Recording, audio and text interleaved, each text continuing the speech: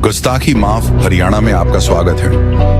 हरियाणा में 50 साल से खोजी पत्रकारिता कर रहे पवन कुमार बंसल आज चाय की चर्चा पर हम बात करेंगे कि नायब सैनी सरकार ने नरेंद्र मोदी के बेटी बचाओ बेटी पढ़ाओ अभियान के ऊपर जोरदार तमाचा मार दिया भाई। एक सेक्सुअल हरासमेंट केस में जो वकील बेल पर है उसको एजीओ उसमें वकील लगा दिया भाई। दूसरी चर्चा हम करेंगे गुड़गांव निगम जो स्वच्छता मिशन की रिपोर्ट उन्होंने मैनेज किया है, 41वां स्थान आया है, उसमें फर्जीवाड़ा के आरोप लगे हैं भाई। बड़ा गंभीर आरोप है।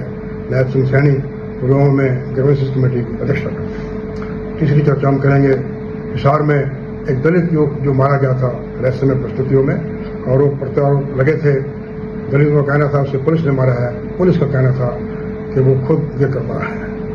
और पुलिस कर्मचारियों के खिलाफ जो मुकदमा हुआ 3 सदों का, उसको लेकर प्रदेश में तो रोष है, पुलिस कर्मियों में भी रोष है। पुलिस कर्मियों ने एफआईआर वापस लेने की मांग की। सबसे पहले चर्चा करते हैं अंग्रेजी अखबार इंडियन एक्सप्रेस में खबर छपी पहले पन्ने पर वीरेंद्र भाटिया की, उसकी चर्चा करते हैं। On bail in sexual harassment case BJP MP son appointed law officer. Virendra Bhatia लिखते हैं BJP Rajya Sabha MP Subhash Barala son Vikas Barala, BJP के राज्यसभा के एमपी सुभाष बराला का बेटा Vikas Barala, who is facing charges of sexual harassment allegedly stalking at attempting to kidnap the daughter of an IAS officer 8 years ago। इस पर 8 साल पहले चंडीगढ़ में हरियाणा के IAS अफसर की बेटी को स्टैकिंग करने के आरोप थे, उसको किडनैप करने के आरोप थे। उनको असिस्टेंट एडवोकेट जनरल बना दिया भाई हरियाणा गवर्नमेंट में। जो हरियाणा गवर्नमेंट ने नोटिफिकेशन जारी किया उसमें विकास का नाम जो है 2017 में 97 अभी जो अपॉइंटमेंट की है, मतलब कि 97 अपॉइंटमेंट की है, उनको असिस्टेंट एडवोकेट जनरल बनाया है। जो ट्रायल है उसका सेक्सुअल हरेसमेंट केस में अभी चंडीगढ़ कोर्ट में सुना जाना है। विकास अभी बेल पर है। शर्म की बात है, नरेंद्र मोदी ने हरियाणा में 10 साल पहले पानीपत में बेटी बचाओ बेटी पढ़ाओ अभियान की शुरुआत की और नायब सिंह सैनी ने उनके इस अभियान पर, नरेंद्र मोदी के अभियान पर तमाचा मार दिया है, जोरदार तमाचा मार दिया भाई। इतना जोर का तमाचा मारा है जिसकी आवाज शायद दिल्ली मोदी तक भी पहुंचनी चाहिए। दूसरी हम चर्चा करेंगे ट्रिब्यून अखबार में छपा दीपेंद्र देशवाल की खबर छपी। हरियाणा पुलिस संगठन demand cancellation of FIR against Hisar को। हरियाणा पुलिस संगठन ने जो हरियाणा पुलिस के जवानों के खिलाफ मुकदमा दर्ज हुआ 3 सदों का, उसे रद्द करने की मांग की है। बता दें 12 क्वार्टर पुलिस पोस्ट हिसार में उसका मामला हुआ था और एक दलित युवक की मृत्यु हो गई थी, गणेश की।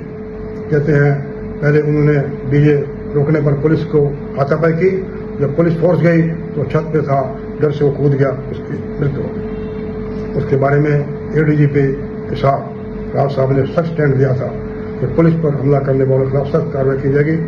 लेकिन जो मंत्री कृष्ण बेदी के दबाव में नायब सिंह सैनी ने यू टर्न लिया, अपना स्टैंड बदल लिया और ऑर्डर कर दिए कि पुलिस कर्मचारियों के खिलाफ मुकदमा दर्ज कर दिया जाए। अब जो जिला हिसार के प्रधान हैं हरियाणा पुलिस संगठन के महेंद्र सिंह ने मांग की है कि पुलिस कर्मचारियों के खिलाफ जो पर्चा दर्ज हुआ अनजस्टिफाइड है, गलत है और कॉप्स को शार्प एज वेपन से, तेजधार हथियार वाले वेपन से अटैक किया गया। उनको चोटें लगी, इंजरी लगी।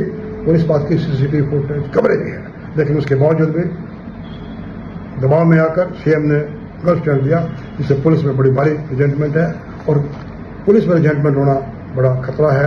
ये रिजेंटमेंट कभी भी विस्फोटक रूप धारण कर सकती है।